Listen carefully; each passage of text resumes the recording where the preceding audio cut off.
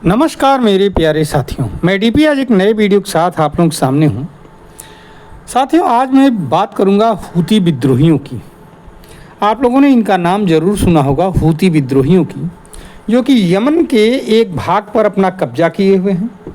वहाँ की राजधानी सना पर भी अपना कब्जा किए हुए हैं और अपनी एक सेल्फ मेड सरकार चला रहे हैं।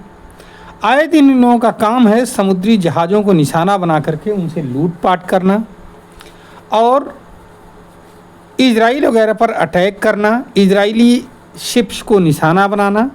ईरान इसमें उनकी सहायता करता है, सामरिक रूप से भी और आर्थिक रूप से भी, दोनों तरीके से सहायता करता है। इजराइल गाजा वार जब चल रहा था अभी, तो बहुत चर्चा में था कि लाल सागर में हूतियों ने बहुत अटैक किया, कई शिप्स को बर्बाद कर दिया। आज बातें चल रही थी, आप लोगों ने खूब नाम सुना होगा। उसी में 28 अगस्त को, 28 अगस्त 2025 को एक बहुत बड़ा अटैक किया इजराइल ने, मोसाद ने, आईडीएफ के साथ मिलकर के, इजरायली डिफेंस फोर्सेस के साथ मोसाद मिल करके अटैक किया। और वो अटैक इतना भयानक था कि हूतियों की पूरी कैबिनेट को ही उड़ा दिया। उनके पीएम मर गए, डिफेंस मिनिस्टर मर गए, होम मिनिस्टर मर गए, 10-15 और मंत्री मर गए। इसमें हुआ कौन कौन मरा है, मेन पहले उनके नाम हम जानते हैं, फिर बताते हैं कि ये सब हुआ कैसे। सबसे पहला नाम मरने वालों में जो आता है, सना में ये अटैक हुआ था, सना के अपार्टमेंट पर, और इसमें मोहम्मद अल रहाबी पीएम है वहाँ की, उनकी मौत हो गई। इनको बहुत बड़ा जो है कूटनीतिक माहिर माना जाता था। ये हिजबुल्लाह, हमास, इजराइल, ईरान, इन सब के संपर्क में रहते थे। हूती के राजनीतिक नेतृत्व पर एक बहुत बड़ा हमला है इनकी मौत। रक्षा मंत्री मोहम्मद नासिर अल अथाफ़ी, इनको मार गिराया गया 2016। अच्छा, ये जो पीएम थे इनको 10 महीने पहले ही नियुक्त किया गया है, 10 मंथ हुआ है अभी इनको नियुक्त हुए, मोहम्मद अल रहाबी को। अब ये ख़त्म हो गए।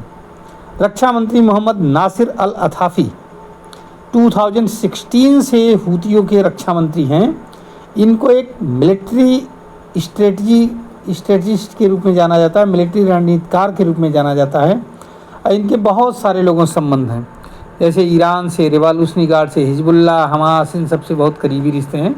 और इनके साथ मिलकर के सब शिप पर हमले कराते थे, कभी इजराइल पर हमले कराते थे,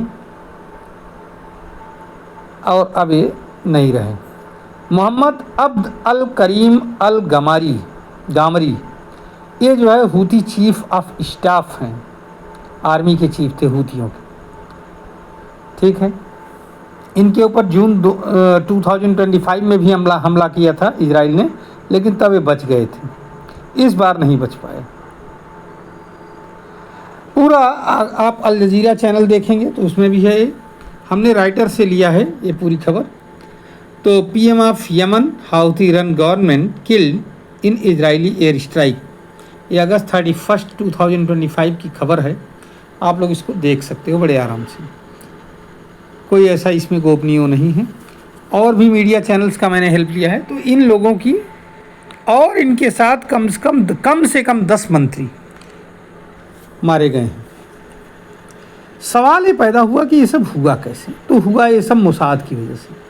असल में मोबाइल फ़ोन सभी के लिए ज़रूरी है। कहा यह जाता है कि वहाँ मोसाद के सब एजेंट फैले हुए हैं यमन में, हर जगह ग्राउंड लेवल पर। उन्होंने एक जो भी ये प्राइम मिनिस्टर, रक्षा मंत्री जितने भी हैं, उन सभी के मोबाइल का जो EMI नंबर कुछ होता है वो दिया, वो उसको सब इनके पास, इजराइल के पास था।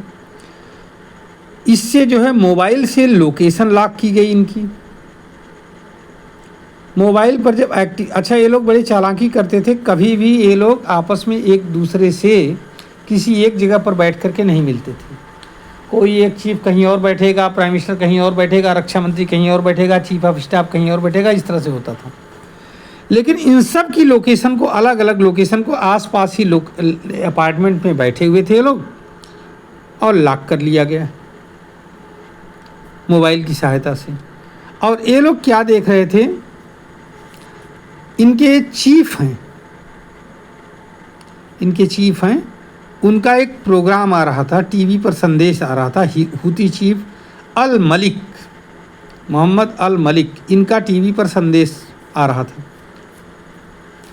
जैसे ही संदेश का समय नज़दीक आया, सभी के मोबाइल पर हरकत होने लगी। मोसाद के पास सभी के मोबाइल नंबर थे, मोबाइल का EMI नंबर था, इससे उनकी पोजीशन को लॉक कर लिया गया और वो जान गए कि यहीं पर हैं। और उसके बाद में F-35 बॉम्बर और आत्मघाती ड्रोन से उन्हीं पोजीशन पर हमला कर दिया गया जहां ये बैठे हुए थे, और इनको ख़त्म कर दिया गया। अल जजीरा ने भी बता दिया कि ये सब ख़त्म हो चुके, कोई नहीं बचा, टॉप लीडरशिप पूरी ख़त्म। अब वहाँ के लड़ाके एकदम प्रदर्शन कर रहे हैं यमन के कि हम छोड़ेंगे नहीं इजराइल को। ठीक है, अच्छी बात है। मीटिंग में प्रसारण को सुन रहे थे लोग, और सारा लोकेशन ट्रैक हुआ किससे, मोबाइल की वजह से। अब यहाँ पर एक अपार्टमेंट में तो प्राइम मिनिस्टर बैठे थे अपने 10 मंत्रियों के साथ, और दूसरे अपार्टमेंट में रक्षा मंत्री और चीफ ऑफ स्टाफ बैठे हुए थे, आर्मी स्टाफ जो भी थे, military staff, chief of staff हुतियों के अब्द अल करीम अल गामरी, ये बैठे हुए थे। बस वहीं पर इनको ख़त्म कर दिया। इसको हुतियों के लिए बहुत बड़ा झटका माना जा रहा है। अब देखिए, हालांकि ईरान भी काफ़ी गुस्से में है इससे, और वहाँ के हुती लड़ाके हैं वो तो गुस्से में ही हैं, वो तो उछल कूद मचा दिए हैं पूरा यमन के अंदर। अब क्या कर पाते हैं क्या नहीं, ये तो बात की बात है। कितना आगे स्टेप होगा, क्या आगे बढ़ेगा, ये भी बात की बात है। लेकिन फ़िलहाल के लिए ये घटना हुई। आज का वीडियो मैं इतने पर ही समाप्त कर रहा हूँ साथियों।